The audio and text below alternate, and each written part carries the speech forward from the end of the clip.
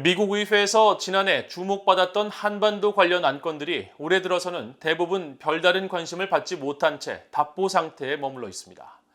우크라이나 사태와 중간 선거로 인해 경제 등 국내 사안에 관심이 집중되는 상황인데 한반도 관련 입법 활동은 특히 중국 문제와 연계돼 추진되는 양상을 보이고 있습니다.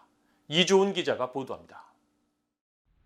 현재 미국 상원과 하원에 계류 중인 한반도 외교안보 관련 법안과 결의안은 총 12건입니다.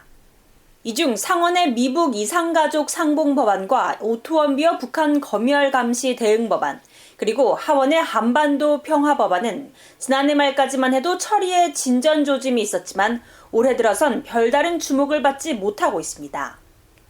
미북 이산가족 상봉 법안은 지난해 중순 하원 본회의를 통과한 데 이어 얼마 후 상원에서도 민주당의 메이지 히로노 의원이 관련 법안을 초당적으로 발의해 주목됐습니다. 하지만 올해 이 법안에 추가로 지지 서명한 의원은 1명에 그쳐 총 6명이 공동 발의자로 참여한 채 여전히 소관 상임위인 외교위에 계류 중입니다. 북한 정권의 돈줄을 더 조이도록 하는 오토원비어 북한 검열 감시 대응 법안도 지난해 10월 상원 외교위에서 만장일치로 통과됐지만 이후 별다른 진전이 없는 상태입니다.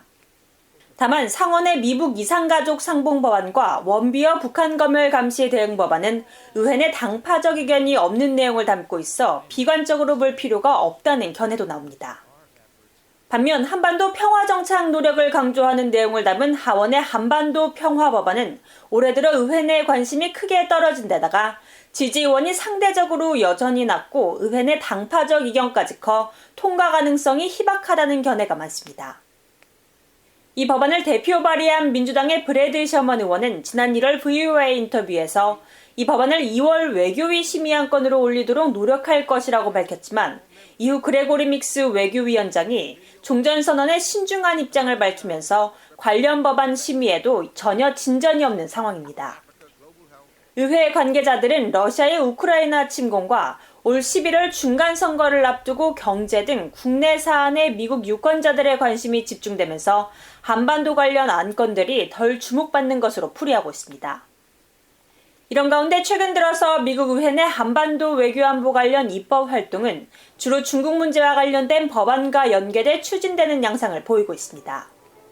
가령 상하원 양원의 조율을 거치고 있는 대중국 패키지 법안이 대표적인데 상원의 관련 법안에는 중국의 대북 제재 이행을 압박하는 북한 관련 조항이 포함돼 있어 최종 의결 여부가 주목됩니다. 한편 올해 하원에서 발의된 북한 관련 첫 안건인 하원의 북한 인권법 재승인 법안은 북한 인권 문제에 대한 미국 의회 내 초당적 기류 때문에 무난히 채택될 것으로 관측됩니다. 북한 인권법의 재승인을 통해서 미국과 아시아 태평양 지역의 안보에 매우 중요하다는 메시지를 보낼 수 있을 것 같아요. 그리고 북한 인권법에 포함된 내용들이 북한의 자유와 인권을 중재하는데 필수적이라는 또 메시지도 보내고. 한편 상원의 북한 인권법 재승인 법안은 의회가 부활절 휴회기를 마치고 워싱턴 의정 활동에 복귀하는 오는 25일 이후 발의될 것으로 알려졌습니다. VOA 뉴스 이조은입니다.